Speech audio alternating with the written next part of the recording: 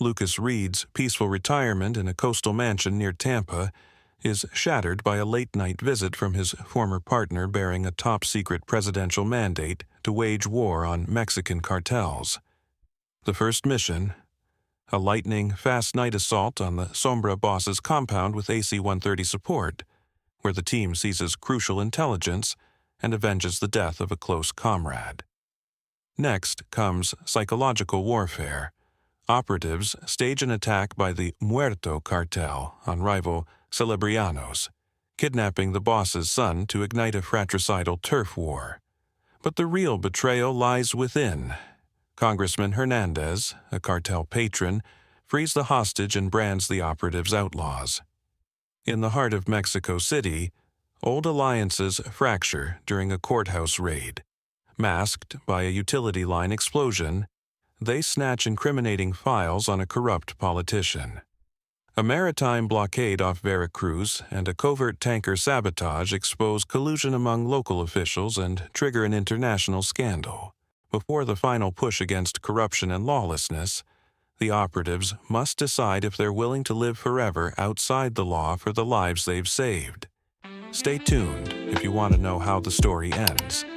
And don't forget to subscribe to the channel, because there are many more exciting plots ahead just for you. Lucas Reid had settled into a quiet routine in his coastal home just outside of Tampa, Florida. Years after leaving the Drug Enforcement Administration with honors and medals earned over a career defined by precision and resolve. His house, a modern villa perched above the marshlands, bore silent witness to the life he had led. A life punctuated by late-night raids on cartel safe houses, by the crackle of encrypted radios, and the hiss of tear gas canisters. In the foyer, displayed behind reinforced glass, rested a custom-engraved Glock 19, a gift of gratitude from colleagues and superiors in recognition of a lifetime of service. On the mantel above the hearth, photographs captured still moments. The triumphant raising of a flag after a major bust, the embrace of a fellow agent at the close of a harrowing operation, the fleeting grin of a partner before the peril that would claim him. To Lucas, those tokens were reminders not only of battles won, but of costs borne, of comrades lost, of nights spent haunted by faces that would never again speak. In retirement, he found solace in routines that would have once seemed mundane. Early mornings brought long runs along the shoreline, each footfall a measure of freedom earned through sacrifice. Afternoons were spent tending a small garden of native palms and ferns, the rustling leaves a gentle counterpoint to memories too vivid to silence. Evenings, when the sun dipped below the horizon, he would sit on the veranda with a book, often a treatise on naval tactics or an account of clandestine missions in faraway theaters, and a glass of bourbon, letting the amber liquid burn away the residue of duty. His neighbors saw a quiet, benevolent figure who waved from behind a wide-brimmed hat. They did not know of his medals stored in a locked drawer, or the way his gaze would sometimes drift toward distant horizons, as if expecting trouble to arrive unbidden. That peace proved fragile. On a humid night in late April, when cicadas droned through the oaks like a distant chorus, Lucas was roused by an insistent knock that cut through his reverie. It was a knock he did not expect, delivered with the urgency of someone accustomed to the gravity of life-or-death matters. He reached for a tactical flashlight from the drawer of his stainless steel safe, then withdrew the Glock from its cradle, chambering around with deliberate calm. Concealed behind his back, he approached the front door, pressing his eye to the peephole. The shape beyond was tall and broad-shouldered, hood drawn low, features obscured by shadow. Lucas's pulse quickened with a familiar edge of danger. When the door swung open, the beam of the flashlight revealed the visitor without a word exchanged aloud. The man lowered his hood, revealing a scar that ran diagonally across his left cheek, an echo of countless close calls. Lucas recognized the shape of the jaw, set firm in determination. The visitor nodded once, a silent greeting among two professionals who had once moved in tandem through life's most perilous corridors. His name was never spoken, but Lucas knew him instantly as Mark Walters, a former FBI special agent with whom he had coordinated operations that had undone drug networks from the Gulf Coast to the Arizona deserts. Under the cloak of night, they clasped forearms in an embrace that spoke of trust forged by fire. Inside, Mark laid out a dossier of unprecedented scope. He no longer carried an agency badge, but wielded something far more potent. A directive issued by the highest office in the land, carried in encrypted files that granted him unbounded authority. He had moved off the grid, answerable only to the president and to the grave urgency of a threat that had metastasized beyond conventional countermeasures. Mexican cartels, once restricted to smuggling corridors, had infiltrated political institutions, suborning public officials at every level. They had weaponized kidnapping and intimidation so brazenly that entire municipalities had fallen under their clandestine thumb. Legal channels had proven impotent. For too long, the rule of law had been hollowed out by paid informants and compromised prosecutors. Lucas listened as Mark outlined a plan born of desperation and the conviction that extraordinary measures were required. The first target was Adrian Herrera, known within the cartel hierarchy as El Fantasma, a figure so elusive that he had evaded Lucas's pursuit for nearly a decade. He was suspected of orchestrating the ambush that had claimed Lucas's closest friend and partner, a loss that still haunted him in dreams where the fallen agent reached out with bloodied hands. Mark had gathered intelligence, satellite imagery, intercepted communications, human sources, enough to pinpoint Herrera's seaside estate on the Yucatan coast. He needed operatives of experience and discretion, warriors who understood that this mission could not survive exposure. A spark of old resolve flickered within Lucas. The thought of confronting the man who had stolen the life of his comrade ignited a cold fury. The memory of cradling his partner as life ebbed away lent steel to his spine. He agreed to join the mission, though the weight of resurgence pressed against years of attempted peace. Mark provided details, authority to requisition any resources, from forged passports to exfiltration assets, access to black market suppliers for arms and vehicles, an unspoken pact that no trace would lead back to official channels. The group would operate autonomously, accountable to no oversight but the mission itself. Failure was not an option. Accountability would be measured in nothing less than absolute annihilation of the target. That night, Lucas reopened doors he had locked years ago. He retrieved prized weapons from hidden compartments, inspected tactical gear stored against a world that still seemed, in retirement, a distant land. By dawn, he was on a private runway in Central Florida, joining Mark and a cadre of 9 other former operatives drawn from the ranks of intelligence agencies, military special operations, and covert law enforcement units. Each arrived bearing the scars of past conflicts and the ethos of silent professionalism, ready to converge on a mission once deemed unimaginable in scope. Their cover story was that of private security consultants, but under the surface flowed the lifeblood of clandestine command. In a hangar camouflaged by shipping containers, they boarded 2 blacked-out helicopters and an AC-130 gunship, modified for close air support with state-of-the-art targeting systems. On the tarmac, supplies were loaded. Armored SUVs with thermal signature defeat systems, crates of cutting-edge munitions, drones for aerial reconnaissance, encrypted radios capable of bouncing signals across satellite arrays. Medical kits rivaling field hospitals were stowed alongside demolition charges and grappling hooks. Each operator donned body armor tailored to deflect high-velocity rounds, helmets equipped with augmented reality visors, and belts stocked with radios, pistols, and compact breaching tools. By twilight, the helicopters lifted off, slicing through the humid air toward Mexico's eastern coast. Terrain passed beneath them in a blur of jungle and mangrove, river deltas spilling into the turquoise sea. In the belly of the AC-130, the roar of turbine engines mingled with the hum of active sensors. Operators reviewed digital maps, marking ingress routes and fallback points. The aircrew conducted a final systems check on the 105mm howitzer and miniguns mounted beneath the aircraft's wings, ready to deliver pinpoint firepower at a moment's notice. The mission window was narrow, under cover of darkness, with only minutes for execution before daylight would reveal any trace. As the helicopters touched down several kilometers from the compound, the team disembarked with silent precision.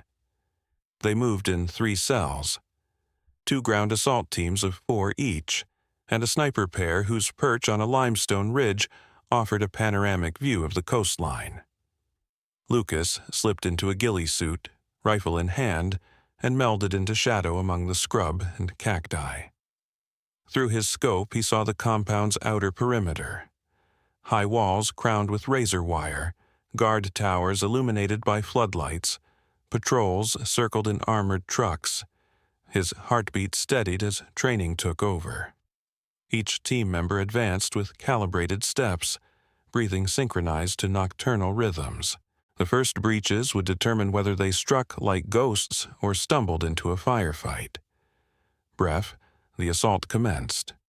A salvo of breaches, suppression fire, and laser-guided munitions unleashed from the darkened skies. Through rifle scopes, Lucas watched walls collapse, security posts erupt in flame, and targets vanish beneath the onslaught of precision ordnance. The air filled with the clash of steel and the thunder of explosions as operators closed in on Herrera's quarters. In the flickering glow of tracer rounds, Lucas traced the path to the inner sanctum, recalling every tactic he had ever refined. The time for retribution had arrived, but behind the adrenaline lurked sorrow, a reminder that vengeance, once unleashed, could leave scars as deep as any bullet wound. The first engagement had unfolded with brutal efficiency, yet each man and woman in the team sensed that the true test lay within the labyrinthine halls ahead. The gunship pilots called down their readiness, awaiting the signal to obliterate any reinforcements. Somewhere beyond the compound, shore patrols would be converging, and daylight would soon redden the horizon. Lucas felt the weight of responsibility settle on his shoulders anew as he prepared to breach Herrera's inner sanctum and settle a debt written in blood. End of Part 1. The helicopter's downdraft stirred the mangroves as the team exfiltrated from Adrian Herrera's compound, their black SUVs rolling away beneath the moonlit sky.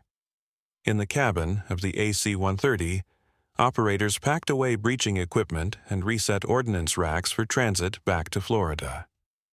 Lucas Reid sat rigidly in his seat, the echo of suppressed gunfire still ringing in his ears. He had watched Herrera fall to the third shot from his carbine, had seen the final moment of pleading collapse into motionless surrender, but the specter of vengeance had offered him no solace, only a quiet void where grief once burned. By dawn, the team regrouped in a safe house on the Gulf Coast. Mark Walters oversaw the debrief, scanning each operator's face for signs of hesitation or remorse. Their reports, detonations executed precisely, minimal civilian casualties, no collateral exposure, confirmed a textbook strike. Yet Lucas noted the tremor in more than one hand, the way shields of professional detachment had cracked when the compound's walls collapsed under kinetic force. He recognized it, the aftershock of violence, the weight of lives extinguished in moments measured by mission parameters. In the sterile glow of fluorescent lights, Mark distributed thermal vision footage and encrypted transcripts, One set revealed a distant convoy converging on the compound's perimeter moments after the assault. The convoy had turned away once the AC-130's guns had opened fire, but its appearance signaled that Herrera's network maintained rapid reaction forces. Beyond the target's demise, the cartel's infrastructure remained intact. Cells dispersed across 2 continents, caches of narcotics and weapons concealed in plain sight. Local officials on retainer. It would require more than a single strike to sever the organization's reach. Lucas examined satellite stills of the convoy, isolating license plates and tracing their origin to a private airstrip near Merida. The compound itself, though demolished, would be rebuilt in days. The cartel would simply relocate its leadership to one of several safe houses known only to inner circle members. The only permanent change was the absence of Herrera himself. Lucas felt a pang of emptiness. The hunt had delivered its prey, but the predator's blood had not stilled the sickness that had spread through government halls.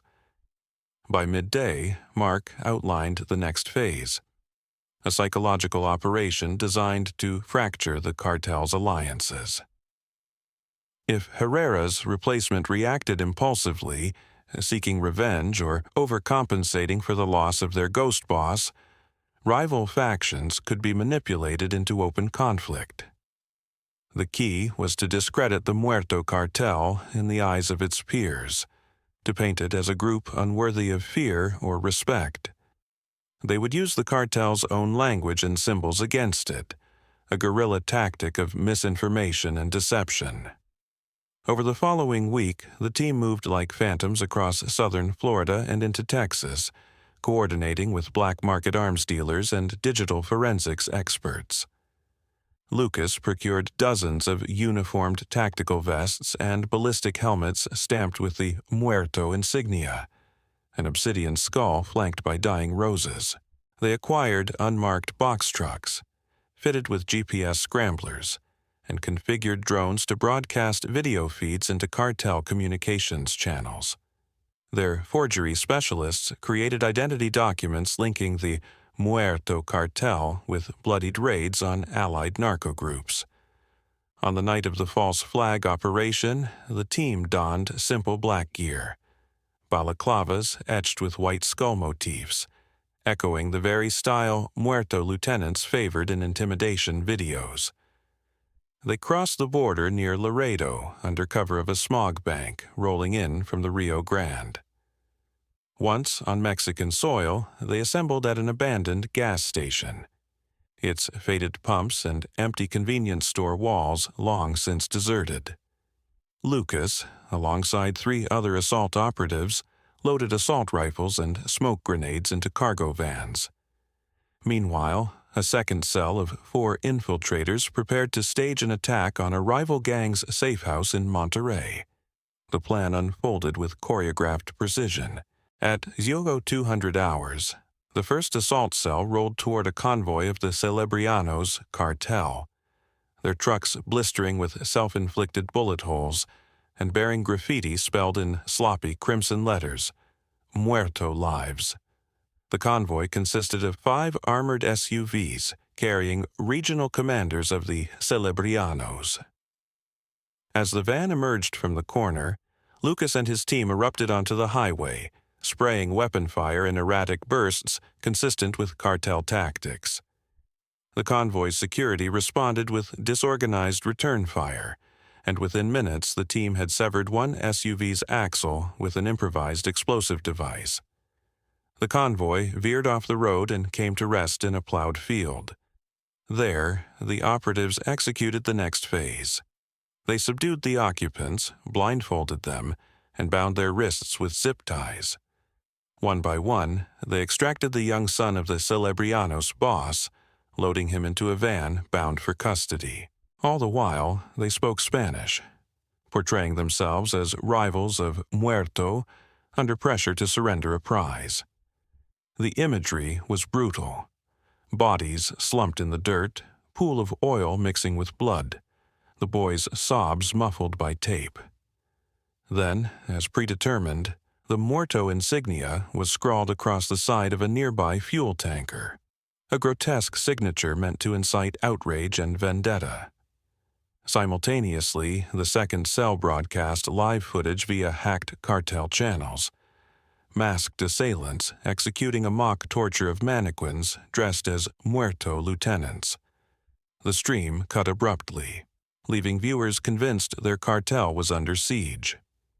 Within hours, word reached every cartel affiliate that Muerto had attacked both friend and foe, breaking the sacred code that bound criminal alliances. The Celebriano's boss, upon learning of his son's capture, screamed orders to mobilize every available soldier. Whispers spread of a retaliatory strike against Muerto strongholds in Sinaloa and Guerrero. Lucas watched news alerts of cartel violence escalating, ambushes on supply convoys, executions carried out in border towns, neighbors forced to flee under threat of reprisal. Back at headquarters in Florida, Mark tallied the fallout. Within 72 hours, the Muerto cartel had suffered dozens of desertions, as mid-level capos defected to rival factions. The network's communications were in disarray, encrypted channels compromised by fear and uncertainty. Yet beneath the surface, the cartel's core leadership remained untouched. Worse, the Celebriano's boss had personally petitioned a sympathetic congressman in Mexico City to intervene, citing humanitarian concerns for his son's welfare.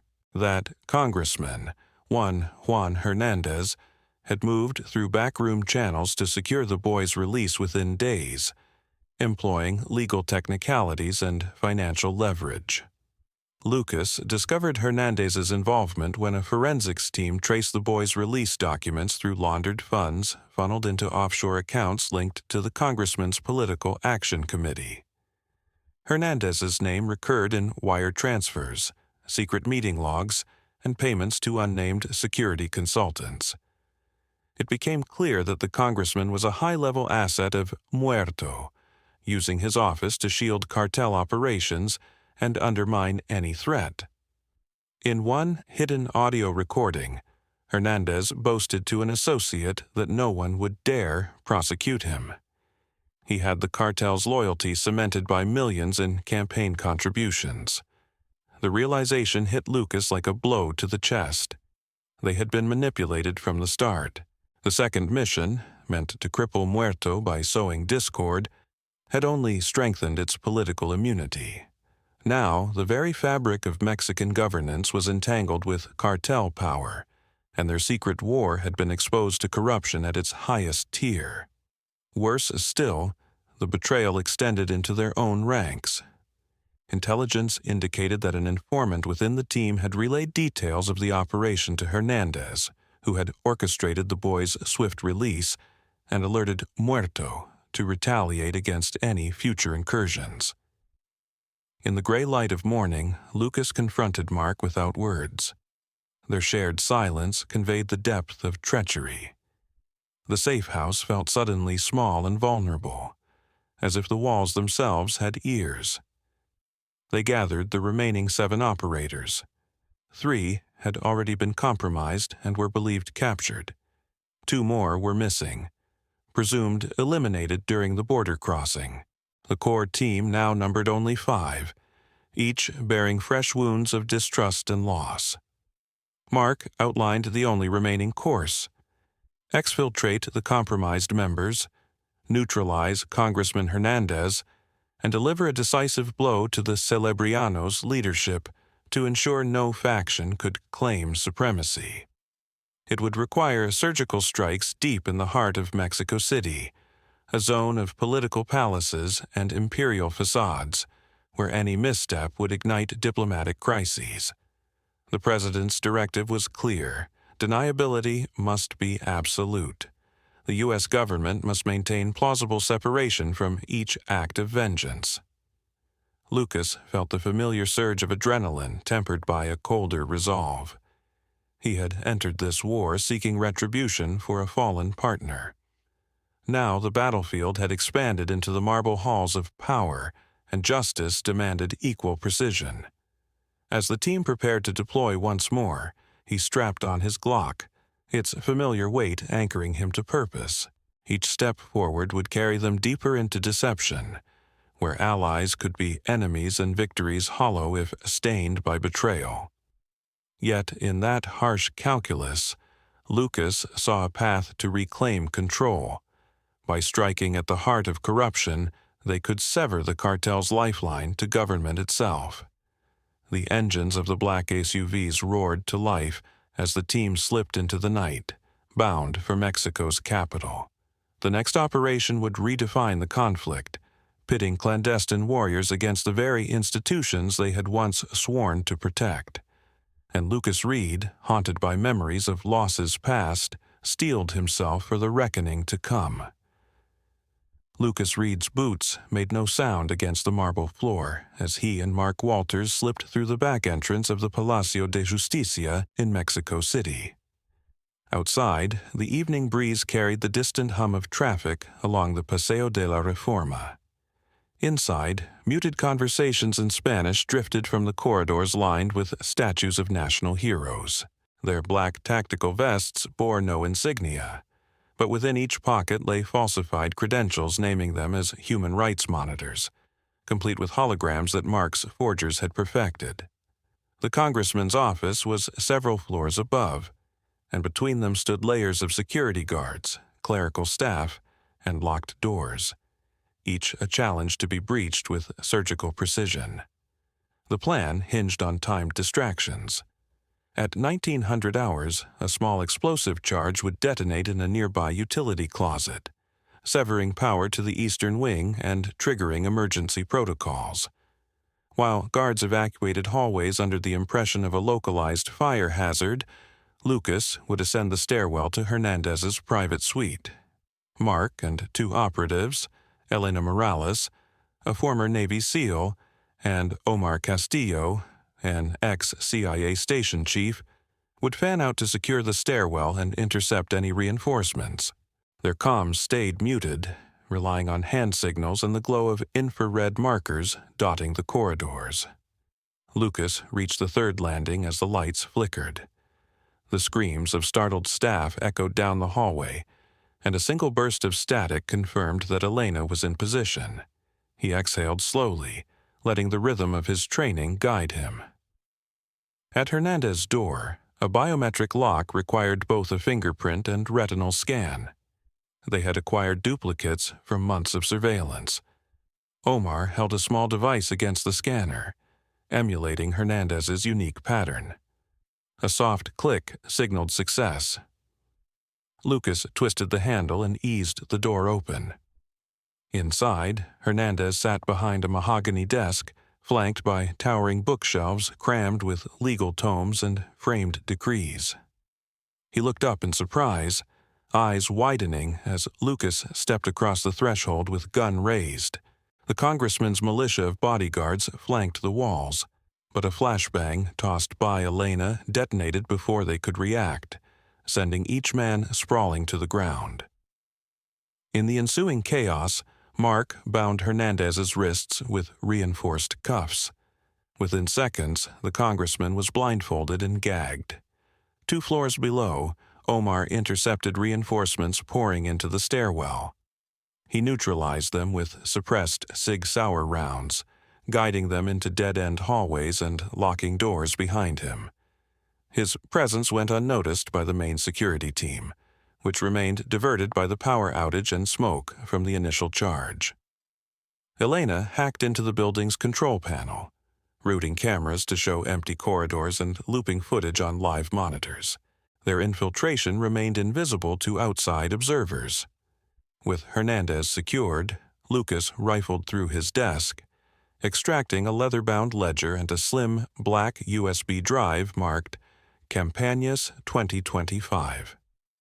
The ledger detailed payoff schedules, dates when funds had been funneled to shell corporations, and lists of anonymous operatives, evidence enough to tie the congressman's campaign to the Muerto cartel's finances. Mark pocketed the drive and ledger, then signaled to Lucas that it was time to exfiltrate. They retraced their steps but found the stairwell blocked by a tactical response unit. Omar had anticipated this and primed a second flashbang, tossing it over the landing rail. The concussion disoriented the guards long enough for Lucas and Mark to slip past in the opposite stairwell, now illuminated by emergency lighting. Elena masked their retreat in the security feeds, resetting cameras to show the congressman alone in his office. By the time the unit realized the breach, the team had vanished into the midnight streets. Outside, two nondescript sedans waited under the glow of a street lamp near the Zocalo. A third vehicle, a vintage Chevrolet Impala bought on the black market and retrofitted with off-road suspension, idled in a nearby alley. The convoy formed up silently, and Elena drove point, weaving through narrow lanes toward a safe house in the Polanco district. They passed the Angel of Independence monument, its winged figure etched in silver against the night. Each operator remained vigilant, knowing that the city teemed with eyes and ears, both official and illicit. At the safe house, a former embassy outpost converted into a clandestine operations center, the team consolidated their gains. Lucas handed the ledger and USB drive to Marisol Pena, their digital analyst, who immediately began ripping encrypted files and cross-referencing bank records. Within minutes, she exposed a web of shell companies registered in Panama, Liechtenstein, and the Cayman Islands, all linked to Hernandez's trust accounts. Each transaction was time-stamped, some under cover of night, others coinciding with key legislative votes favoring cartel-friendly policies.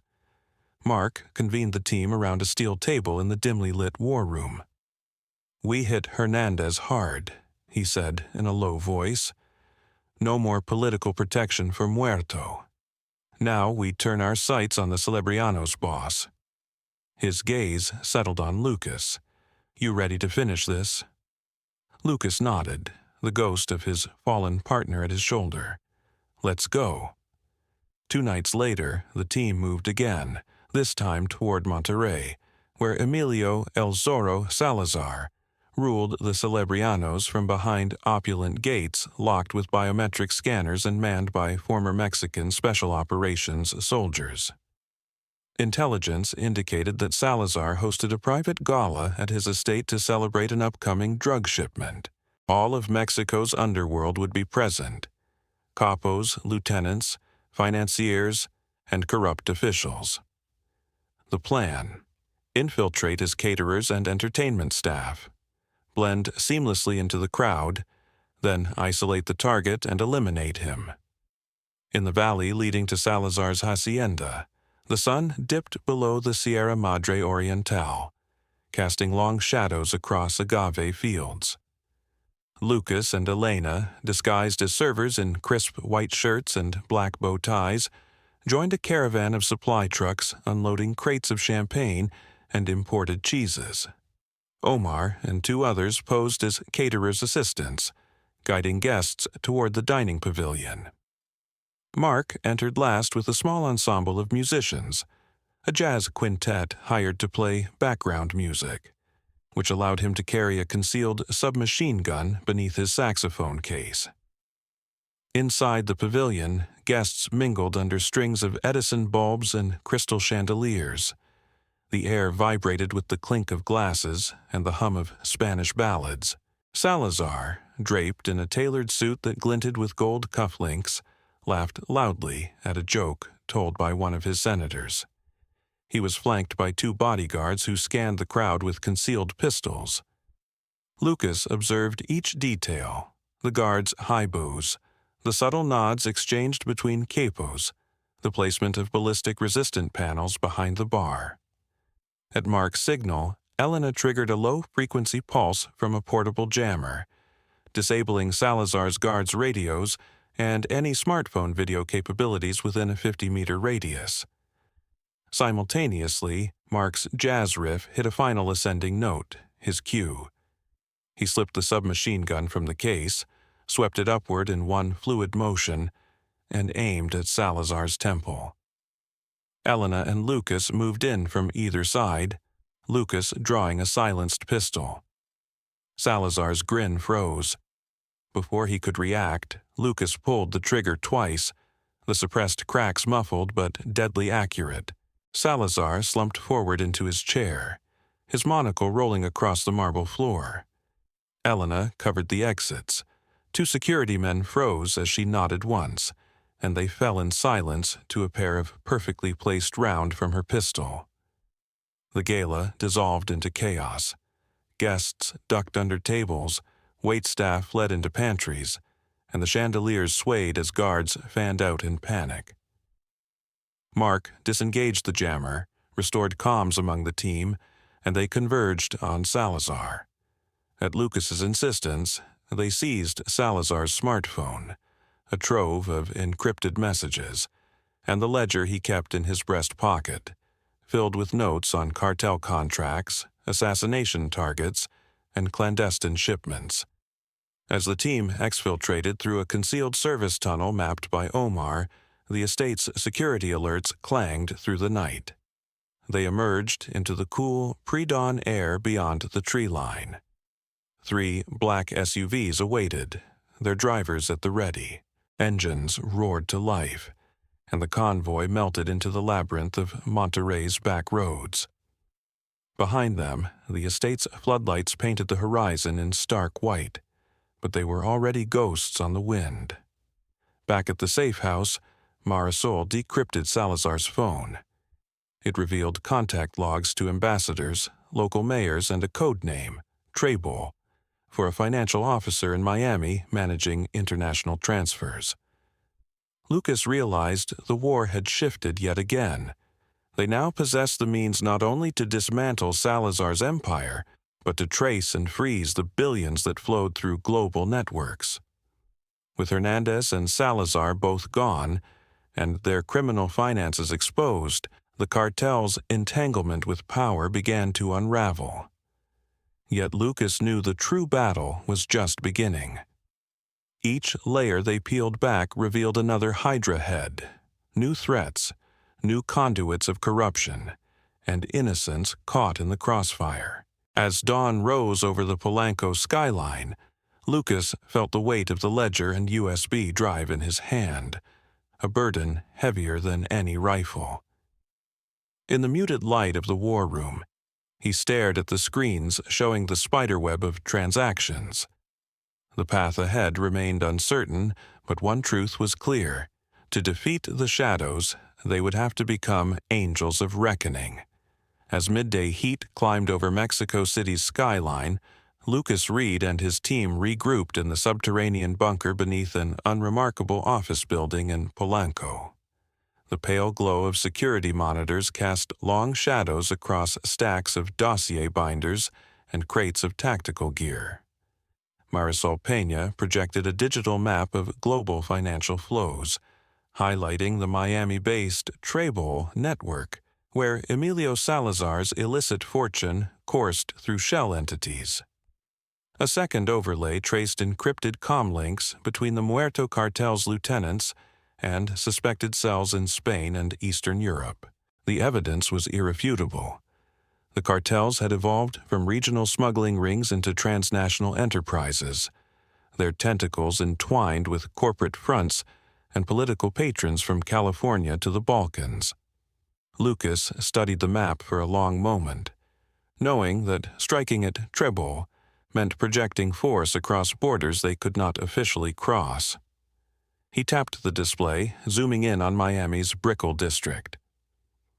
"We need a foothold on U.S. soil," he said. "Someone to plant the seed of doubt among their network." Mark Walters nodded, already anticipating Lucas's next move, to co-opt a disgruntled lieutenant or a money man within the cartel's U.S. cell and turn him against his own. Over the next 48 hours, Elena Morales and Omar Castillo scouted key locations under the cover of routine surveillance. They identified a mid-level operator named Rafael Elguedo Silva, for his expertise in laundering bulk cash through crypto exchanges and high-end real estate. Silva was rumored to feel slighted after Salazar's rise, believing himself sidelined despite his technical prowess. His wife, an American citizen, often shuttled between Miami and Monterey, carrying sealed envelopes concealed in designer handbags. That vulnerability provided their entry point. In the pre-dawn hours of a sweltering Florida morning, Lucas and Mark, posing as cybersecurity auditors, slipped into Silva's luxury condo under the guise of a compliance inspection for newly installed anti-money laundering software. Marisol orchestrated the ruse from the bunker, feeding them documents via encrypted messenger. Silva greeted them in dark sunglasses, his posture stiff but wary. Inside, the condo was a showroom of minimalist opulence. Floor-to-ceiling windows overlooking Biscayne Bay, a gallery of abstract art, and a gleaming kitchen with pristine countertops. Lucas made polite conversation while advancing toward the living room. He laid out a laptop, running a custom script designed to appear as forensic software but actually scanning Silva's personal network for illicit signatures. Moments later, the program flagged a hidden partition on Silva's private server containing wallet addresses and transaction logs for more than $300 million in crypto assets. Mark feigned surprise at the volume of suspicious funds, eyebrows raised in mock concern. Silva's eyes flicked to the laptop screen. "Is this legal?"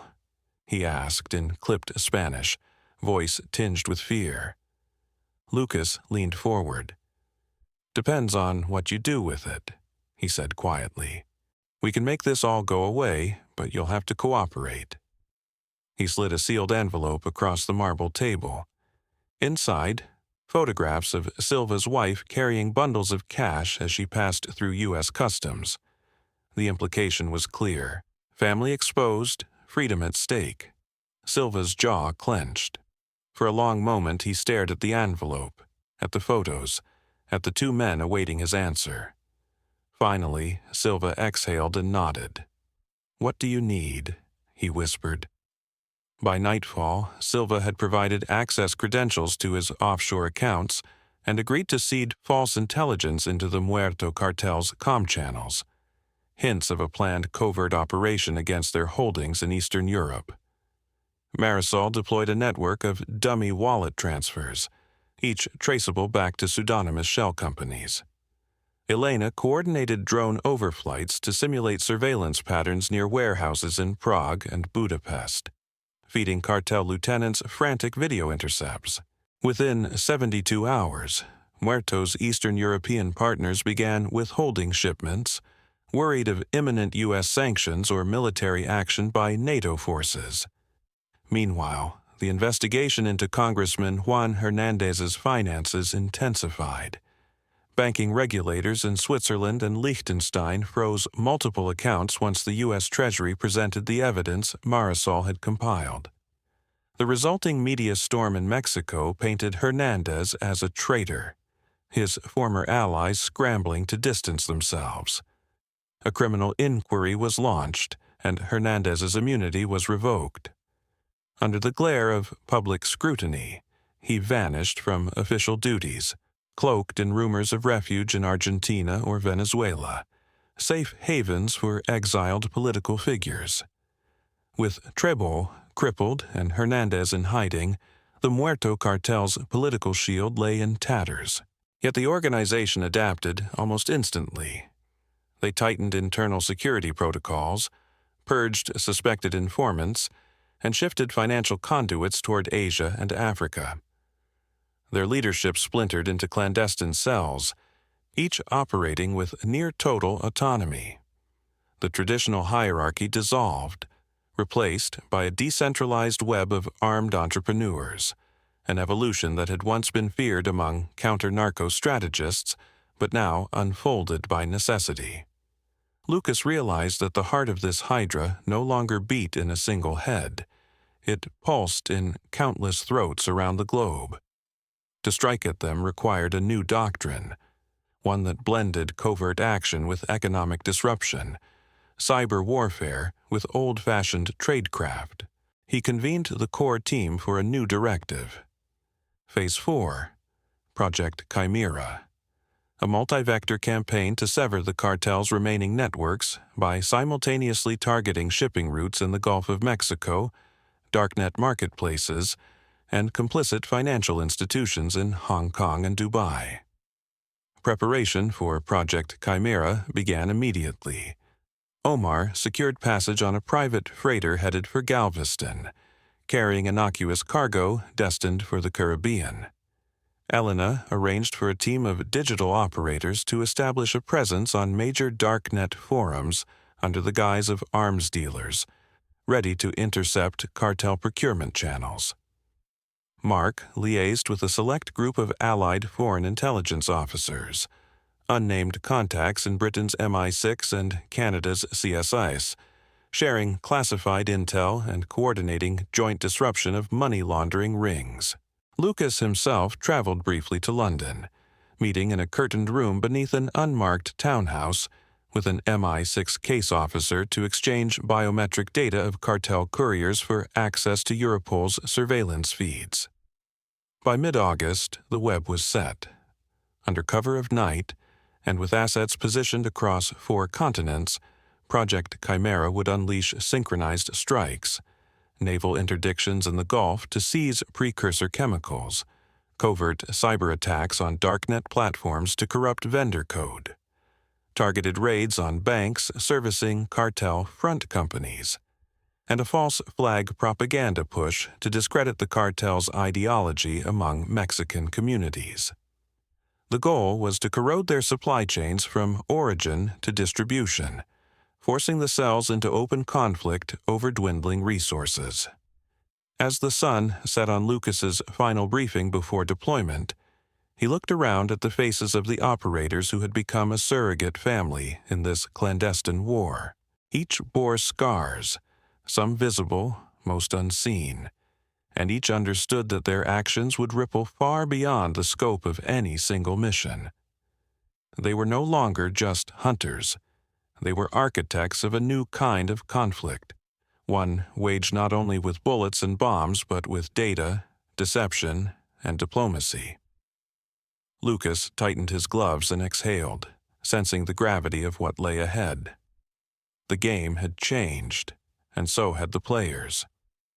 No longer simply avengers of a fallen partner, they were the vanguard of a global effort to dismantle a network that had metastasized into something far beyond a cartel. A shadow state that threatened the very fabric of international order. And as the team dispersed into the humid night to take their positions, Lucas felt a familiar surge of resolve. The reckoning had only just begun. Lucas Reid watched the first tendrils of dawn settle over the Gulf of Mexico from the command deck of a U.S. Coast Guard cutter pressed into clandestine service for Project Chimera. The cutter's hull, repainted matte black and stripped of all official markings, drifted silently 6 nautical miles offshore, engines idling to maintain position.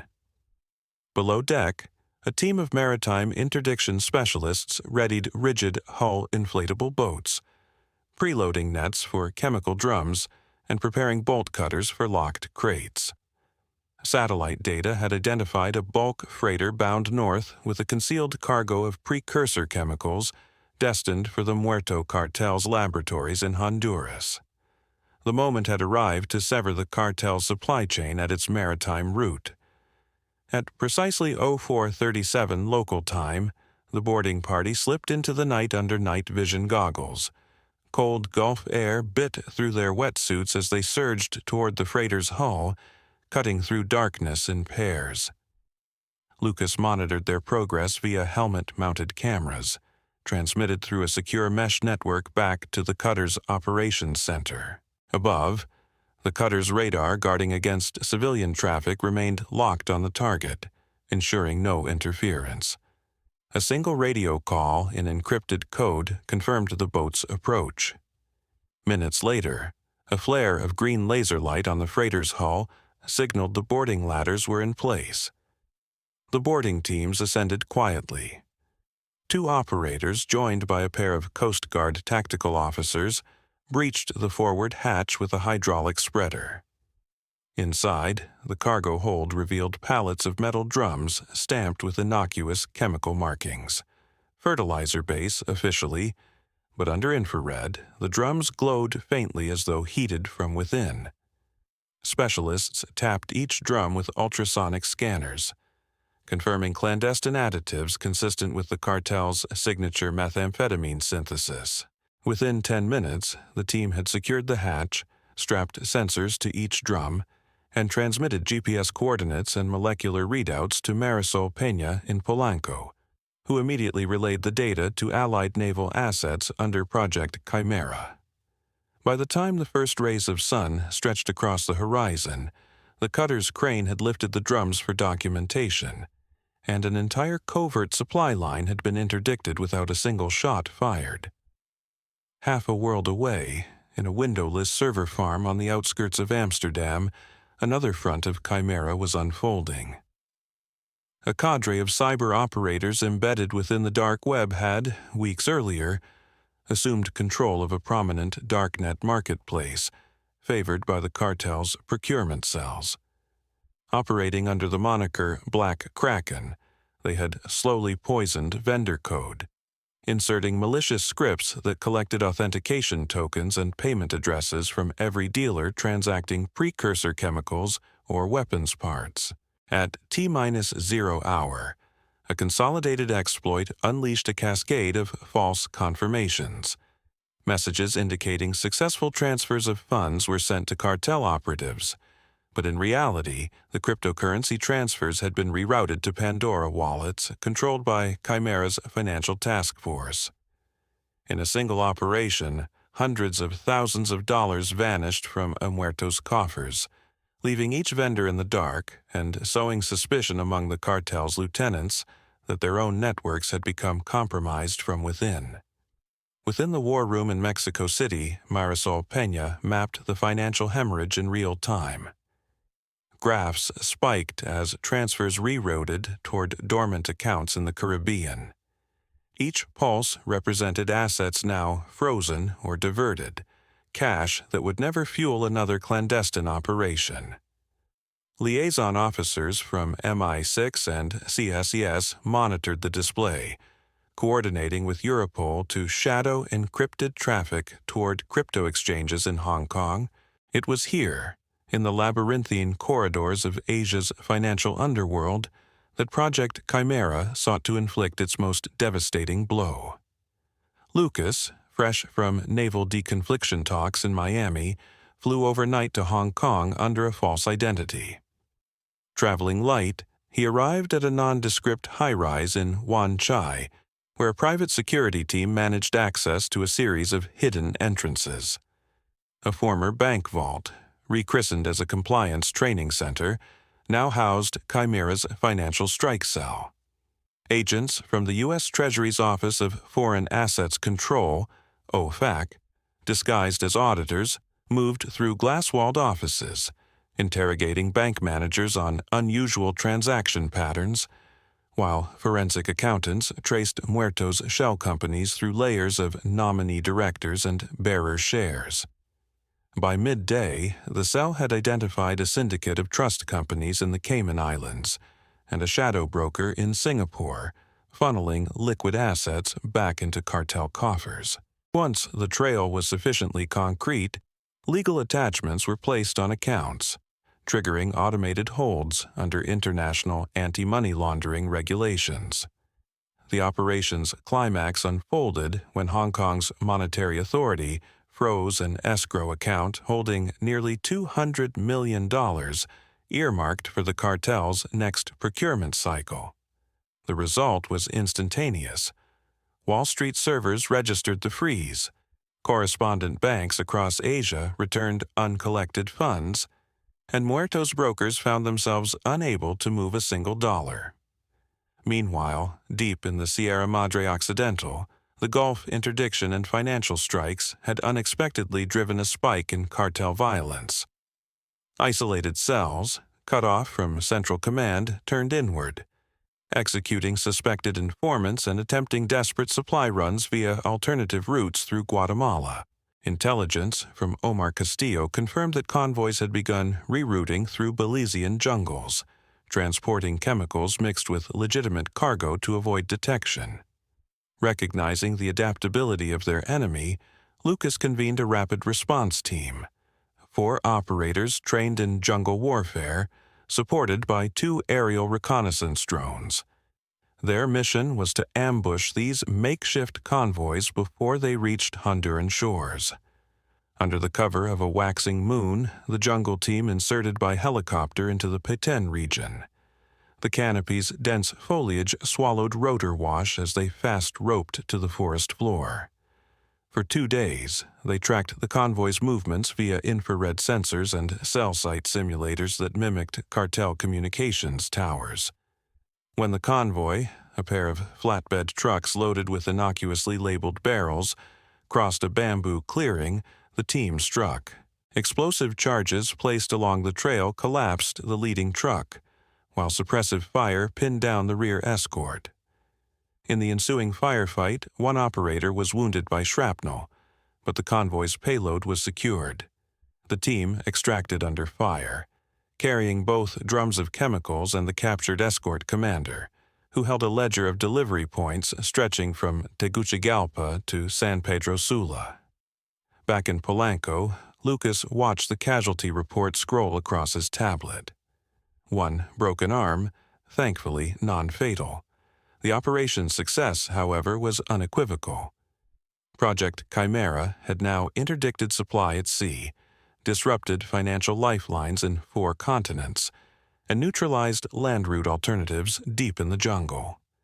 Yet, for every operation completed, the cartel's resilience became more apparent. Their cells splintered, but each new cell operated with brutal independence, and intelligence indicated that they were recruiting disaffected guerrilla fighters from Central America to fill manpower gaps. It was in this fracturing of the enemy that Lucas saw the possibility of victory, but only if the next phase could sever the cartel's final lifeline: public support and mass recruitment. Over the past month, propaganda from both government and cartel had flooded social media, each vying for hearts and minds in marginalized Mexican communities.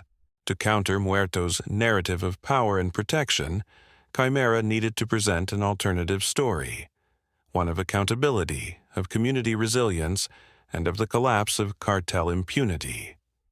Marisol had already coordinated with Mexican civic media influencers to launch a campaign dubbed Reclaim the Night, chronicling Chimera's interdictions and rescue operations for kidnapped civilians.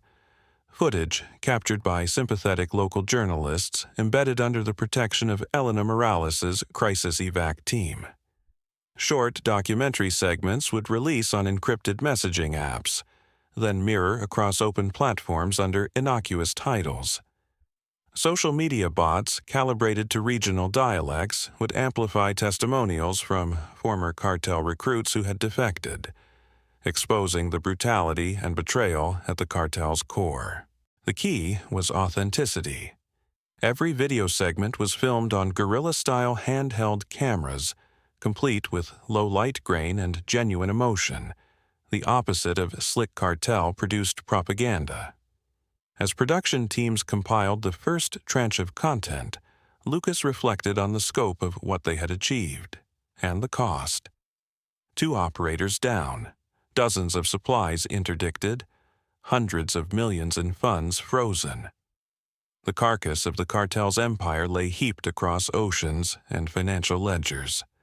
Yet the Hydra regrew, each strike spawning new heads in unexpected places.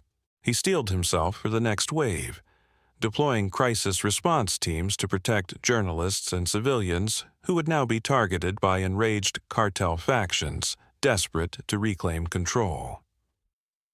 In the silent hum of the Polanco bunker, the team finalized preparations for Phase 4's culmination. Coordinated humanitarian missions in Veracruz and Tamaulipas to aid flood-displaced communities, overtly funded by international NGOs, but secretly underwritten by Chimera's own emergency relief funds. The intent was clear, both to win legitimacy for the Mexican government and to sever the cartel's own charity networks that had long provided food and fuel in exchange for loyalty. As the first transport trucks rolled toward storm-ravaged coastlines, Lucas felt the first genuine flicker of hope that by blending covert force with overt compassion, they might finally uproot the cartel's hold on both power and people. Dawn broke over the rain-soaked fields of Veracruz as Lucas Reid's convoy rumbled along a washed-out highway toward the heart of one of Chimera's largest humanitarian relief operations. In the back of a black Mercedes van, Elena Morales checked her gear. A sat phone transmitter, a medical kit, and a cache of handheld cameras to document the convoy's progress. Omar Castillo rode shotgun, his eyes constantly scanning for ambush points among the skeletal remains of toppled power poles and flooded orchards. Behind them, 2 armored trucks, painted with the innocuous logos of international aid agencies, hauled pallets of food, water purifiers, and solar blankets for families displaced by the late-season storms. To the world, this was a moment of compassion. To Lucas and his team, it was a calculated assertion of legitimacy in territory long surrendered to cartel patronage. They had arrived under cover of early morning fog. Volunteers, mostly local NGO workers vetted by Marisol Peña's background checks, waved the convoy into a makeshift camp of white military-style tents, dotting a field where sugarcane had once grown. As civilians lined up for rations, a handful of Chimera operatives moved through the crowd, discreetly distributing encrypted smartphones loaded with Reclaim the Night broadcast links. Each device played a looped sequence, footage of the Gulf interdictions, the credit freezing operation in Hong Kong, and the fall of Adrian Herrera's compound. Under the grainy, handheld aesthetic was a simple message: help has returned. Corruption has no refuge. Lucas watched from a hillock beyond the camp's perimeter. The faces in the crowd told the story of desperation. Hollowed eyes, children clinging to mothers' skirts, men with swollen ankles from wading through floodwaters. But as the video screens flickered to life, he saw the first cracks in the cartel's psychological grip. Elders nodded in recognition, whispered to one another, then stepped forward to collect solar lanterns that would illuminate entire villages after night fell. In those gestures, he recognized the power of truth over terror. Yet Chimera's presence was neither anonymous nor invulnerable.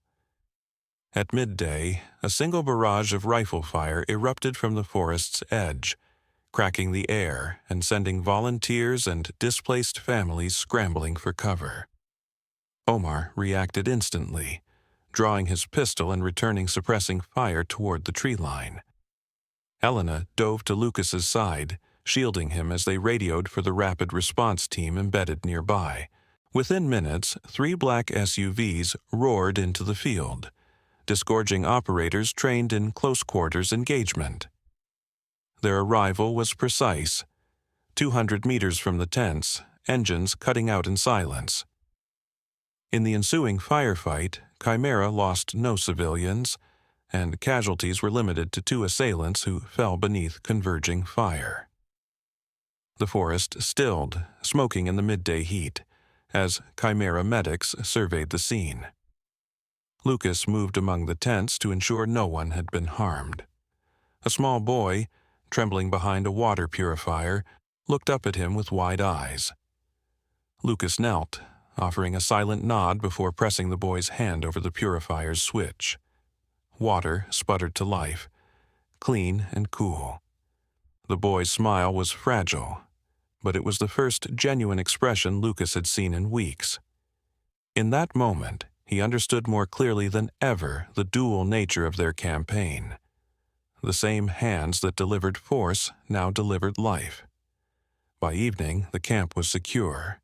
Chimera's field commanders erected a communications jammer around the area to prevent any possibility of cartel-issued propaganda counterattacks.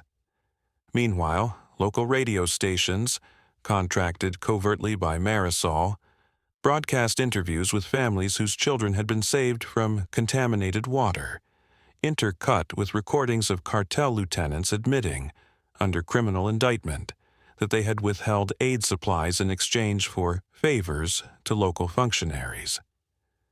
The truth was fracturing the cartel narrative. The protectors had become the extortionists. As night fell and generators hummed beneath the tents, Lucas convened a communications debrief beside the aid center's command tent. Heat mirrors from the floodlights cast elongated shadows across his weary face. "Good work," he told Elena and Omar. "They tried to scare us off, but we turned that fear into hope." Elena allowed herself a rare, tired grin. Omar simply nodded, already reviewing satellite coordinates on his tablet to plan the next aid corridor. But Lucas knew the campaign's most dangerous phase was only beginning. The cartel's recalibrated cells would not cede ground so easily. From Chihuahua to Chiapas, they would attempt to disrupt every convoy, to intimidate every volunteer, to poison every reservoir of trust Chimera built. And yet, the balance had shifted.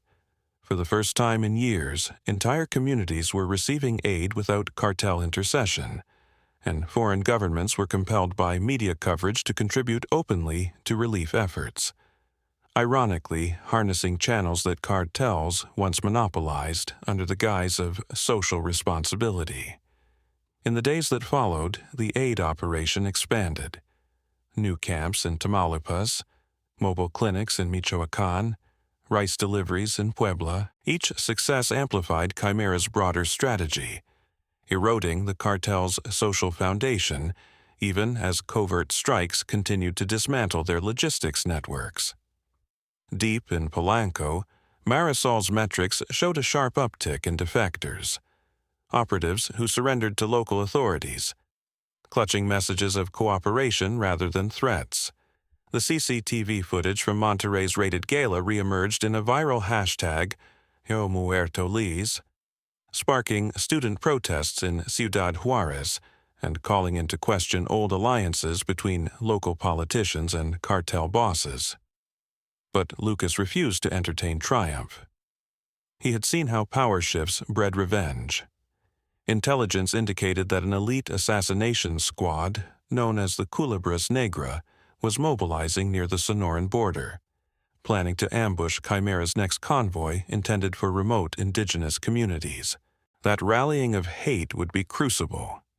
Chimera's ability to protect vulnerable populations under direct fire would determine whether their benevolence could withstand the cartel's brutality. Within 24 hours of receiving the alert, Lucas and Elena loaded a Black Hawk helicopter hidden beneath a farmhouse near Hermosillo. Omar coordinated with U.S. and Mexican air traffic controllers, falsifying flight plans to show a civilian medical evacuation. As the helicopter lifted off, transporting volunteers and supplies toward a canyon village isolated by recent landslides, Lucas felt the familiar hum of engines and the weight of purpose settle around him. Below, the canyon walls yawned like a waiting maw. Beyond them lurked those who would kill to reassert control. He closed his eyes for a moment and simply listened. The whoop, whoop, whoop of rotor blades, the crackle of radio static, the distant thunder of a coming storm. Not just of weather, but of the fierce resistance Chimera's mercy would inevitably provoke. In that charged quiet, Lucas Reid made his final preparation for the battle that would follow the kindest act, the defense of hope under fire. The Black Hawk eased into the canyon's narrow throat just as the first raindrops began to splatter against its reinforced windshield. Below, a convoy of 3 armored Humvees and 2 flatbed trucks carrying medical supplies had come to a guarded halt at a makeshift landing zone beside a swollen creek. Indigenous volunteers in bright orange vests off loaded water purifiers and tarpaulin-topped pallets of food. Lucas Reid peered through the rain-spattered window, noting the jagged overhangs overhead, perfect ambush terrain, and the way the canyon walls funneled every sound into a low, menacing echo. At his side, Elena Morales checked her rifle's magazine count with a silent nod that spoke of unshakable focus. The team had arrived under diplomatic cover, their mission announced as disaster relief support for isolated mountain communities cut off by landslides. What no one outside Chimera knew was that the Culebras Negras, a cartel's elite death squad, had diverted off shoot cells into the canyon's high ground. Their plan: trap the convoy between steep slopes, then strike with sniper fire and improvised explosives. Lucas had intercepted a garbled radio transmission just hours before departure, enough to confirm the threat but not to determine numbers. Now, as the helicopter rotated into hover, two operators fast roped into the muddy scrub alongside Omar Castillo, while Lucas and Elena followed on the next pass. The moment Lucas's boots hit the ground, 3 muffled cracks rang out. He ducked behind a boulder barely 12 feet from where the Humvees were parked. A round thudded into its front tire, hissing a slow leak. Elena dropped beside him, firing 2 quick bursts toward the ridge above. Lucas spotted the muzzle flash, an echo of steel against stone, and returned fire with measured precision. The bullets struck loose earth, sending up sprays of gravel, but betraying nothing of the enemy's exact position. C4 triggers on the left, approximately 20 meters up. Omar's voice crackled through Lucas's earpiece. The teams had pre-placed tripwires during the convoy's approach, laying their own Claymore-style charges to cover likely kill zones. Lucas gave Elena a look. She sprinted toward a narrow defile in the canyon wall, sliding into a shallow cave just as an explosion erupted behind her, shattering the air with a concussive blast that threw dust into the sky. 2 assailants tumbled from the ridge, smoke curling from their helmets. Elena rose, pressed her rifle to her shoulder, and engaged the survivors before they could rally. Meanwhile, Lucas advanced toward the convoy's lead Humvee, eyes on the towering walls to his right. 3 more rounds whined overhead, this time tracer rounds, and struck the ground ahead, spalling rock into fragments. He dropped to one knee and lobbed a smoke grenade at the foot of the slope. A billowing column of white shroud blocked the insurgents' line of sight, buying precious seconds. Omar moved in on the opposite side, laying down suppressing fire with his carbine's burst mode, forcing the shooters to seek cover. In those seconds, the convoy's own security detachment, 2 Chimera-trained medics turned combat specialists, leapt from the Humvee beds, hurling concussion grenades toward suspected firing points. The canyon reverberated with simultaneous detonations, and Lucas could feel the shockwaves through his boots. Then the Humvees roared back to life, engines grinding low gear as they reversed toward a narrow pullout. Elena brought up the rear, covering with her rifle as Omar signaled for the trucks to push past the ridge and reform a defensive perimeter.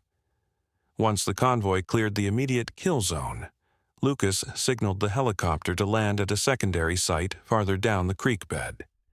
Within moments, the wounded were loaded aboard. 1 squad member suffering a leg wound from shrapnel, another stunned by the blast's concussion. An operator moved to secure the cargo trucks, jacking the flatbeds into guard position. Through the haze of falling rain, Lucas glimpsed the ragged shapes of the attackers retreating up the canyon, silhouetted against dripping rock. They slipped away as quickly as they had sprung their trap. On board the helicopter, medic Salazar applied a tourniquet to the wounded man's thigh. Lucas hovered behind them, scanning the canyon floor through night vision goggles as the rotors thumped overhead. Omar appeared beside him, helmet visor streaked with mud. 5 KIA, Omar reported softly. 8 wounded enemy confirmed. They're moving eastward toward the back plateau. Lucas nodded. We hold position here until evac arrives, then we push on to the village. He keyed the radio. Command, this is Sentinel. Engagement concluded. We've sustained one moderate casualty, but convoy integrity is intact. Continuing mission. Below them, the rain intensified, turning the creek into a foaming ribbon of muddy water. The thunder of distant artillery, likely the cartel's mortars from higher ground, rumbled through the canyon.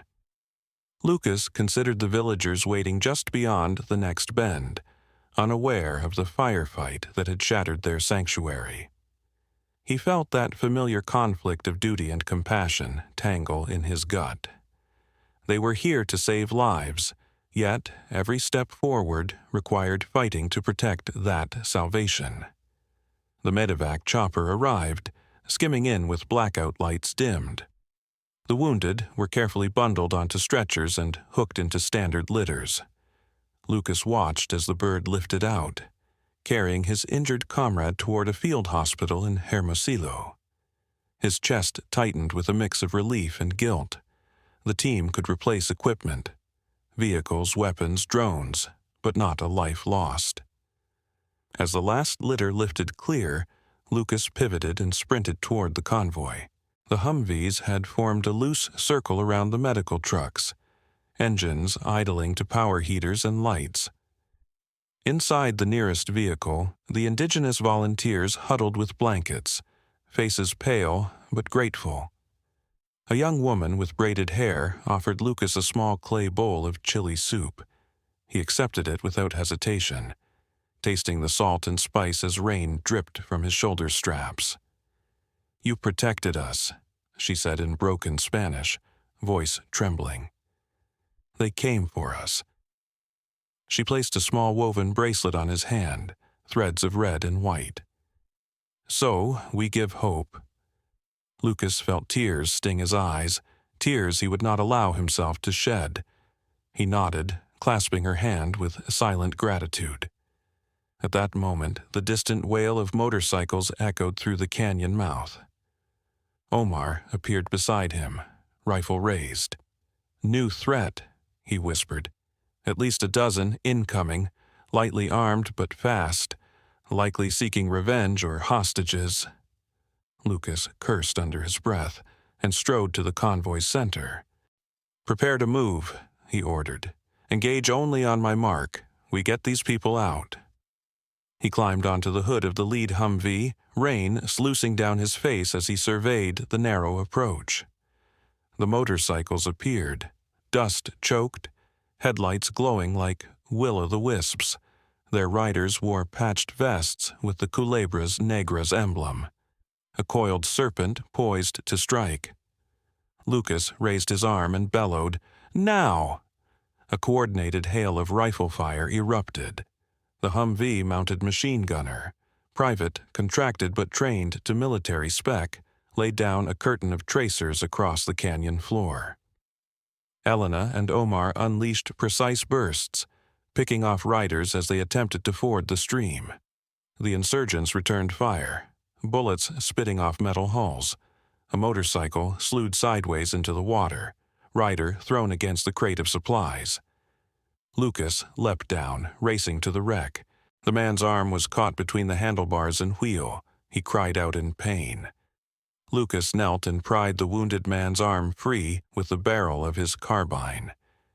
He administered a field dressing, while Elena covered him with aimed shots toward the remaining vehicles. The insurgents began to falter under the withering defense. 2 more riders fell. The others retreated, throttling their bikes back toward the mouth of the canyon. When the firing ceased, Lucas stood, brushed the mud from his sleeves, and scanned the group. Only half the convoy remained unscathed. The Humvees bore new dents and cracked windshields. His own plate carrier sported FR, fresh pockmarks. Yet every civilian was safe, and the medical trucks were unlooted. He exhaled, a long breath that felt like both victory and exhaustion. "Everyone accounted for," he called. A chorus of acknowledgments rose. Omar joined him at the head of the convoy. "We'll get you through the next ridge," Omar said. "Then it's open road." Lucas nodded. "Move out." As the convoy rolled past the shattered bike and the steaming riverbed, Lucas pressed his forehead against the hood of the lead Humvee, feeling the cold metal seep through his fatigues. He thought of the coming night, the storm, dark sky, the wind howling through cliff crevices, and the promise of a village waiting beyond the next bend. He closed his eyes for a heartbeat, seeking the calm that had carried him through countless missions. Behind him, the convoy's headlights carved a path through the dusk. In that shifting moment between fury and relief, Lucas Reid realized that Chimera's true strength lay in moments like these, when violence yielded to healing, when a bullet's echo faded into a child's grateful smile. The war was far from over, but the line between hunter and protector had never felt clearer. And as the convoy pressed on beneath the roaring sky, Lucas embraced the certainty that no ambush, no betrayal, could break the resolve sparked by a single act of mercy. Dawn's first pale light filtered through the ragged canyon walls as Lucas Reid guided the convoy onto a narrow, winding road that led away from the creek beds and toward the ragged peaks of the Sierra Madre. The tires of the armored Humvees crunched over wet gravel, each vehicle hanging precariously close to steep drops that fell away into mist-shrouded valleys. Behind them, the wounded medic's helicopter climbed in spirals of rotor wash, bound for the makeshift field hospital in Hermosillo. Lucas felt the tension in the crew. Every eye tracked the weathered cliffs. Every hand hovered near rifle triggers. They knew the cartel's operatives would not abandon the chase so easily. By mid-morning, the road opened onto a scrub-covered plateau dotted with low, earthen huts. Smoke curled from cooking fires, and small groups of villagers, men, women, and curious children, peered from behind adobe walls as the convoy rolled into their midst. Lucas motioned for the trucks to form a perimeter around the village square. He stepped down from the lead vehicle, rifle slung low, and allowed Elena Morales and Omar Castillo to coordinate the disbursement of medical supplies and water rations. The team moved with practiced calm, transforming tension into purpose as they treated minor wounds and handed out powdered milk and antifungal cream for the children's skin afflictions. Behind them, a weathered elder named Doña Blanca approached Lucas, her lined face framed by silver braids. She spoke in a dialect of the Tarahumara tongue, words too rapid for Lucas to parse, but her tone was respectful, grateful, tinged with fear. Lucas nodded, and with Omar's help produced a small hand-drawn map of the surrounding trails. The women and children pointed to a narrow path leading northward through a grove of juniper, marking where the ravine had collapsed and where the cartel's men might still be lying in wait.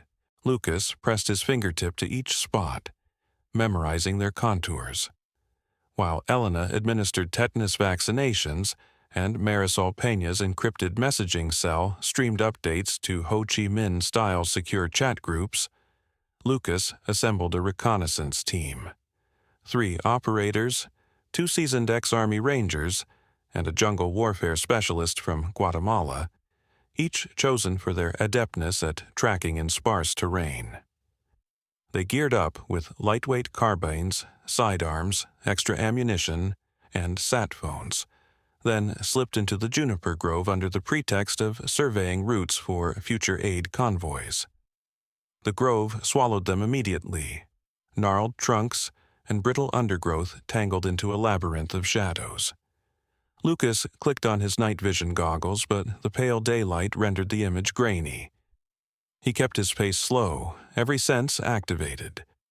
A stray breeze carried the faint scent of gun oil and sweat. Recent activity.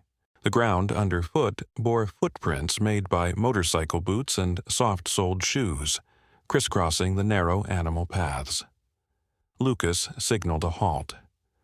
Omar marked a fork in the trail with colored tape. a breadcrumb they could follow back. Ahead, just beyond a fallen juniper trunk, was a rifle casing, still hot. Their skirmish had been closer than they'd thought. Lucas pressed forward, rifle at ready, following the trail into a clearing where the ravine collapsed. At the lip, he peered over into a rocky gully.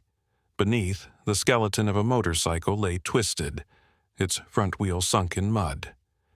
Nearby, a figure crouched, head bowed, hands bound behind his back. Lucas lowered himself to the ground and crept forward. The man, ragged and bruised, looked up as the Rangers emerged behind Lucas, rifles leveled.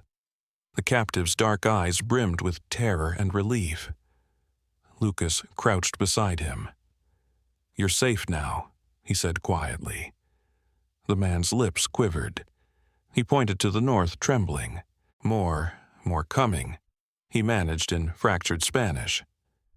Lucas glanced back at Omar. The reconnaissance team acknowledged. They would relay the warning immediately. Lucas knelt and cut the man's bonds with a folding knife, then handed him water from a canteen.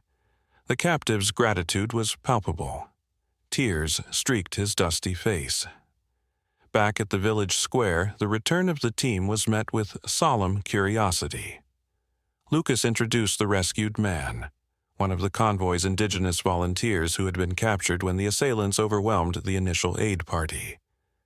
The villagers surged forward, offering herbs and blankets. Doña Blanca pressed jars of salve into the team's hands, urging Lucas to accept them as tokens of reciprocity. He bowed his head in thanks, feeling the deep poignancy of the moment. In this battered hamlet, trust had been restored where once terror reigned. Yet Lucas knew that the warning foretold a renewed threat. He convened his lieutenants amid the tents. "The Culebras Negra will regroup and attempt another strike, likely at first light," he said. "We have two options: fortify the village for defense, or exfiltrate the civilians to a more secure location." Elena interjected. "They cannot withstand another direct assault here. We risk civilian lives." Omar added, "I can secure a route through the mountain pass to a federal outpost. It will add hours, but it's the safest corridor." Lucas weighed the choices. The villagers' attachment to their homes was palpable. The notion of abandoning them to cold corridors and bureaucratic red tape was unthinkable. "We defend," he decided. "We build barriers. We lay tripwires and booby traps on the trails. We prepare positions at the creek crossings. The team on Overwatch will engage any movement at first sight." He scanned the faces around him, exhausted but resolute. "We do not leave our people behind." Work began immediately. Volunteers and operatives carved defensive earthworks into the hillside. Sandbags appeared under deft hands. Camouflaged firing positions blended into rocky outcrops. Elena organized a medical triage center beneath a cluster of juniper, ready to receive casualties. Omar and the Rangers deployed listening posts along the rim, each team armed with thermal scopes and claymore charges. Marisol's comms cell established a satellite uplink to a liaison at the Mexican Army's regional command, requesting backup that would never be traced back to Chimera. As dusk fell again, torches flickered along the makeshift ramparts. Lucas stood atop the highest position, rifle slung but eyes unblinking in the gloom. The canyon beyond deepened into indigo shadows. Somewhere in the darkness, the cartel's footsteps drew closer, guided by hatred and desperation. Lucas exhaled, feeling the gravity of the stand they prepared to make. This was no longer an aid mission, but a full-scale defense of the innocent. A testament to Chimera's ethos that mercy must be guarded by conviction. He lowered himself into a firing pit fashioned from stacked rocks and earth. Elena joined him, fumbling for ear pro. Omar slipped into the shadows beside a listening post. Around them, the village's lights glimmered like distant stars. In the hush before battle, Lucas whispered a silent vow to every face he had seen today, that no darkness would eclipse the light they had brought, that every life would be defended as fiercely as justice itself. A distant rumble rolled through the canyon as moonlight glinted off the first wave of Culebras Negras assault teams moving through the juniper thickets. Lucas Reid, crouched low in his firing pit, listened to the snap of twigs and the muted hiss of boots on gravel. He traced the silhouettes of 3 figures pressing forward along the ridge, advancing under the cover of darkness with suppressed submachine guns raised. At his side, Elena Morales adjusted her night vision goggles, the phosphorescent glow illuminating her determined expression. "Elena, left flank," Lucas whispered, thumb brushing the selector on his carbine. She nodded, slipping from the pit into a low corridor of rock, rifle poised to intercept.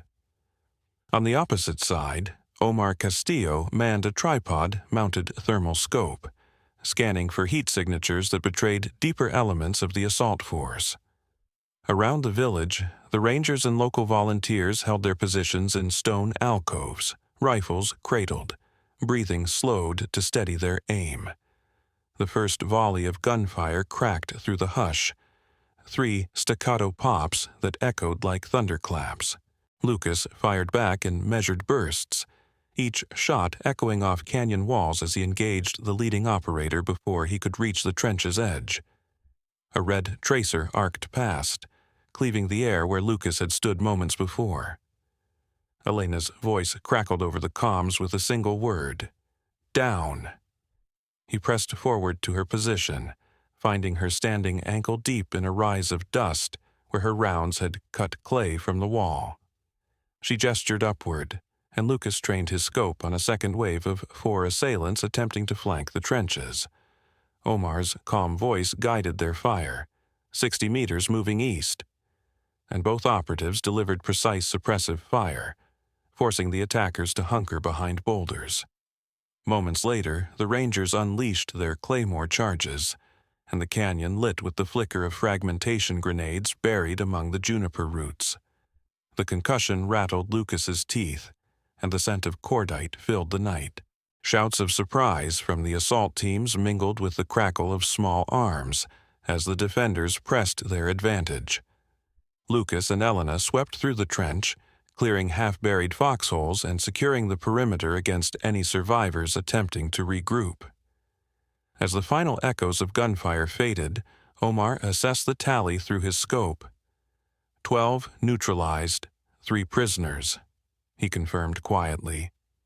Lucas exhaled, the tension draining from his shoulders in a long, slow breath. Overhead, the helicopters that had been circling since dusk dipped low, the dull thump of rotors a welcome rumble.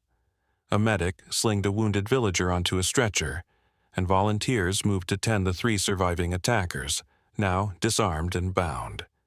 Within the village square, the defenders stood alert but unbroken.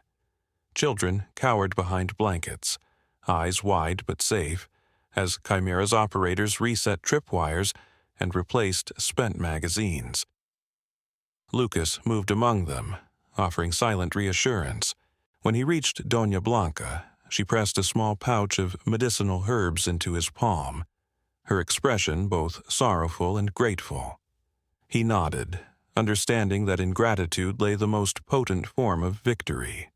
As dawn's pale light began to wash across the canyon floor, the reconnaissance team returned with word that no reinforcements had crossed the mountain pass. The Culebras Negras, deterred by losses and the ferocity of the defense, had withdrawn into the higher ridges. Lucas convened a quick council at the command tent. Elena, Omar, 2 Rangers, and Marisol Peña dialing in via satellite link. "They won't attempt another frontal assault," Lucas said, voice low but firm. "They lack the numbers and will intersect our supply lines if they try. Their best chance is to slip away and target softer convoys." Elena tapped her compad. "Local reports indicate skirmishes north of here. Sounds like smaller cells splintering off. striking roadblocks and ambushing federal patrols. Omar added, "Our prisoners came from those cells.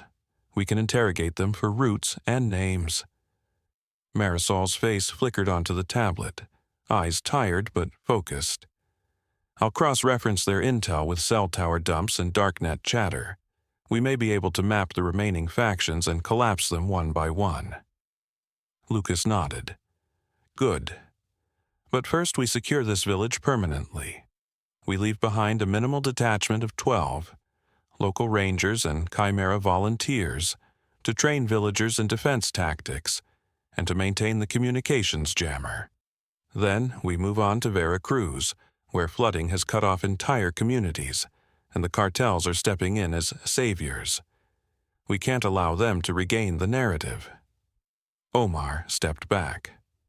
"We'll need supplies and fresh troops. Federal forces won't know who to thank, but they'll respond to pressure on their own borders." Lucas allowed a brief, wry smile. "That's by design. We'll light their fires and let them think it their idea." With plans set, Lucas strode to the edge of the village, watching the rising sun gild the canyon walls.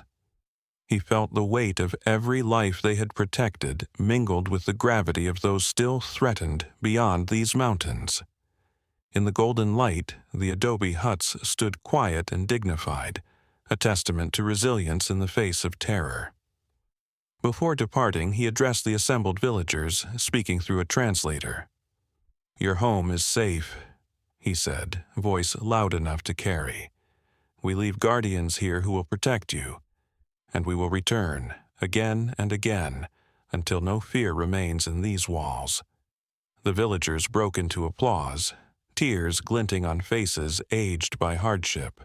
Children waved hand-painted flags of white cloth, symbols of peace fluttering in the breeze. Lucas turned to Elena, Omar, and the rangers. "Let's go," he said softly. "We have a world to save." They boarded waiting Blackhawks, engines rising in a crescendo of power, and lifted into the widening canyon throat. As the aircraft climbed, Lucas let his gaze linger on the village receding below. A flicker of hope nestled in a landscape of shadow and stone. Above, the mountains gleamed with promise, and beyond them lay the Gulf Coast, where new missions awaited. The restoration of order in flood-ravaged plains, the unveiling of cartel betrayal in coastal towns, and the final unraveling of the cartel's last threads of influence. But in that moment, suspended between earth and sky, Lucas Reid felt the steady pulse of a mission renewed, guided by the conviction that every life defended, every ambush repelled, and every heart reassured brought them closer to a world beyond the cartel's dominion. The Blackhawks banked eastward as the first slivers of dawn brushed the Gulf Coast in pale rose and gold. Below, the once flooded fields of Veracruz lay receding into rows of soggy earth and drifting debris, monuments to both nature's might and Chimera's recent show of solidarity. Lucas Reid watched the coastline curve beneath the rotors, noting the patchwork of emergency shelters and aid convoys slowly winding back to the towns they had saved. Yet, in the harbor beyond, oil stains still darkened the water, and half-submerged fishing skiffs listed against partially sunken piers, a wake-up call that the cartel's charity had mixed poison with pity. By mid-morning, the helicopters set down at a decommissioned Coast Guard station reactivated as Chimera's forward command post. Lucas and his lieutenants, Elena Morales, Omar Castillo, and Marisol Peña, gathered around a weathered mahogany table scarred with salt and rust stains. Satellite overlays flickered on a portable projector. One layer traced the cartel's coastal supply routes. Another mapped recently identified safe houses belonging to the remnants of the Culebras Negra.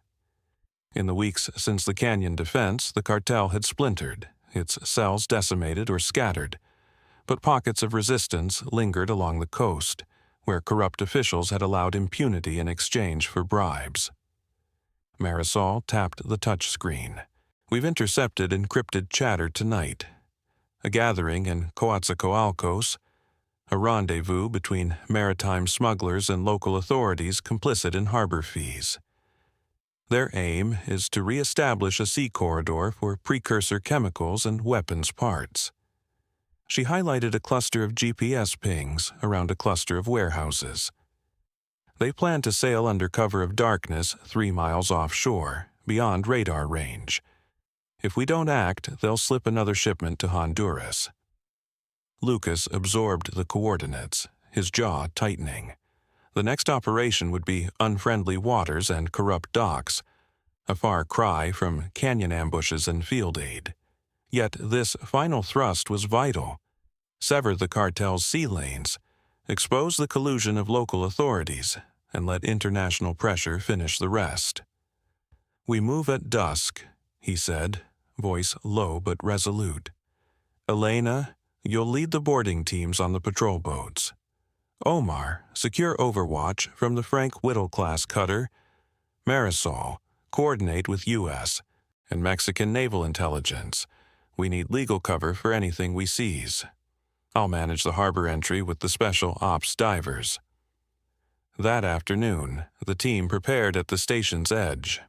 Inflatable RHIBs lay deflated beside crates of boarding ladders and breaching charges designed for waterborne entry. Special ops divers checked black-tipped rebreathers and slates for underwater demolition. Elena oversaw the rigging of bolt-cutting tools and night vision devices mounted on ballistic helmets. Meanwhile, Omar synchronized his comm suite with the cutter's secure channels, ensuring real-time satellite uplinks to the projector screens back in Polanco. As twilight fell, the RHIBs surged into the harbor's grid of pilings and buoys. Under a moon hung low over rusted cranes, boats slipped past idle trawlers and half-empty oil barges.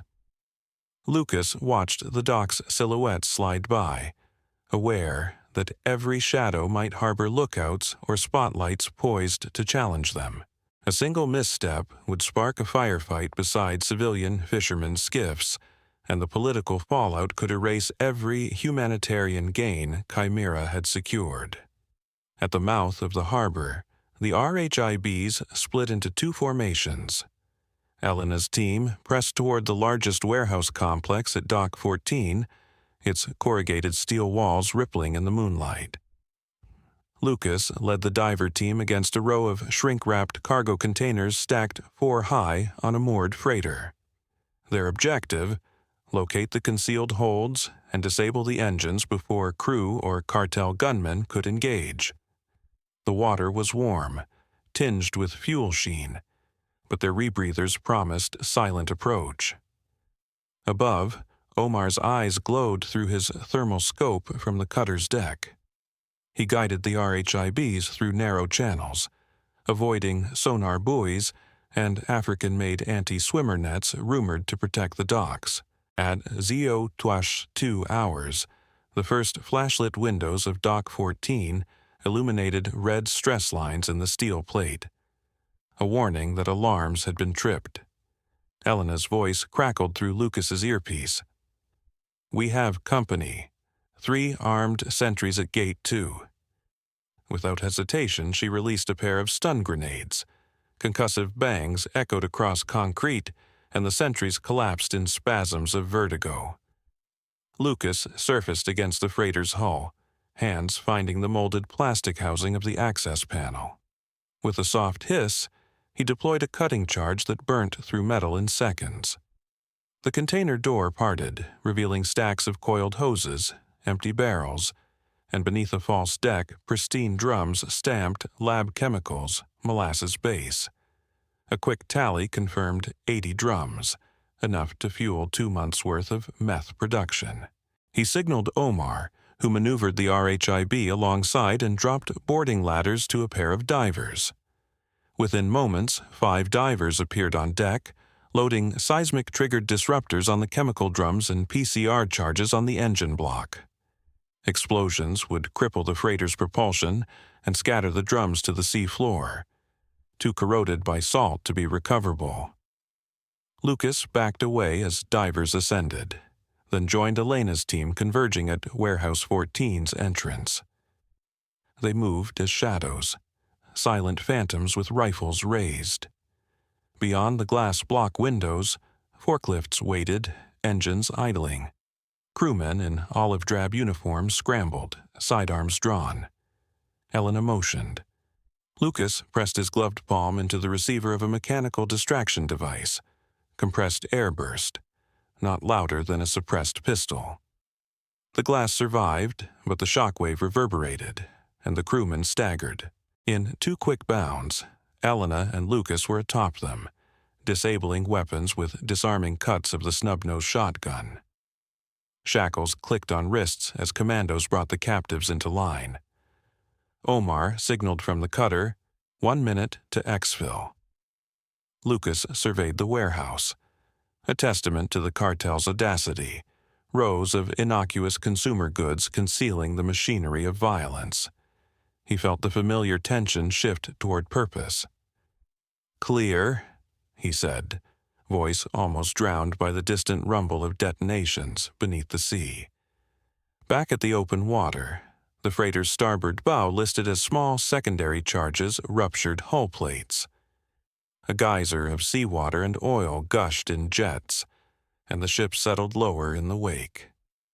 Omar directed the RHIBs to intercept the captured crew amid flares of phosphorescent dye, marking them for extraction by the cutter's boarding party. One by one, the prisoners, some with militia-style tattoos, others wearing pressed uniforms, were led aboard in handcuffs, faces slack with shock. The cutter moved close alongside the freighter. Its boarding ramps extended amid the heated smell of oil and salt. U.S. Coast Guard tactical officers, lightly marked with Chimera's emblem beneath their vests, took custody of the men and secured the perimeter. Lucas watched from his RHIB as the divers surfaced, cutting through the phosphorescent plume. Their signal flares arced into the night sky, 3 bursts of green and 1 of amber, indicating mission success. By Oro 400 hours, the harbor was transformed. Dock gates remained sealed, alarms still moaned, and Coast Guard spotlights scanned the aftermath. A crippled freighter, overturned barrels staining the water, armed prisoners under guard. Shockwaves rippled through local news services by dawn, forced to show footage of Chimera-style assets operating under diplomatic immunity. The governor's office issued a statement condemning rogue elements, while a leaked memo from Mexico City quietly commended unidentified partners for disrupting cartel operations. On board the cutter, Lucas convened his lieutenants on the observation deck. Behind them, the silhouettes of Coast Guard ships gleamed against the first rays of sunlight. Elena leaned against the rail, blood still spatter-stained on her vest. Omar checked satellite uplinks pinging back to Polanco. Marisol tapped at her tablet, sending intelligence packages to U.S. and Mexican attorneys general. Each exhaled, knowing that the tide had turned at sea as thoroughly as it had in the mountains. Still, Lucas felt the exhaustion of months of relentless action. There had been canyon defenses, humanitarian missions under fire, jungle interdictions, financial strikes, political extractions, and now a maritime assault that crumpled the cartel's last major smuggling corridor. Yet, in every victory lay the seeds of further struggle. Cartels adapt, cells regenerate, and the forgotten suffer in the gaps left by diplomacy and intelligence. Lucas regarded the horizon, where oil rigs shimmered against the sky like spires of commerce and exploitation. His team had one final task: trace the freed prisoners' confessions to every corrupt port official, every money changer in Miami and Hong Kong, every pensioner in Madrid who washed cocaine money through townhouses. Marisol's social media campaign would publish their deposition clips, unredacted, raw, on encrypted platforms, then cascade to mainstream channels, demanding accountability across 4 continents. Simultaneously, Chimera's covert funds would bolster grassroots leaders in Latin America who campaigned for police reform and judicial independence. At the cutter's rail, Lucas placed a hand on the steel, feeling the spray of salt on his wrist. He thought of the Glock 19 gleaming behind his home's glass case so many years ago, the tribute to a life of service. Now, he had outlived retirement, outmaneuvered betrayal, and guided justice through the shadows. Tomorrow, official deniability would resume. Chimera's ships and agents would vanish like phantoms. But tonight he allowed himself the weight of all they had achieved, and the knowledge that, though the war would never truly end, they had set in motion a reckoning the cartels could not escape. Helena joined him quietly, her gaze on the horizon. "We did it," she said softly. Lucas turned, nodding. No words could capture the gravity of months spent battling ghosts and nightmares. Instead, he offered the simplest truth. "We saved lives. We made them believe tomorrow can be different." As dawn broke into full day, the cutter slipped out of the harbor under gray skies, Chimera's final operation complete. In the cabins below deck, operators stored their weapons for shipment home. Marisol drafted her final intelligence brief. Elena checked her kit one last time. Omar set coordinates for Polanco's safe house. And Lucas Reid, once a retiree with medals gathering dust, stood at the prow, eyes fixed on the receding coastline and the vow that justice, like the sea, would never be still.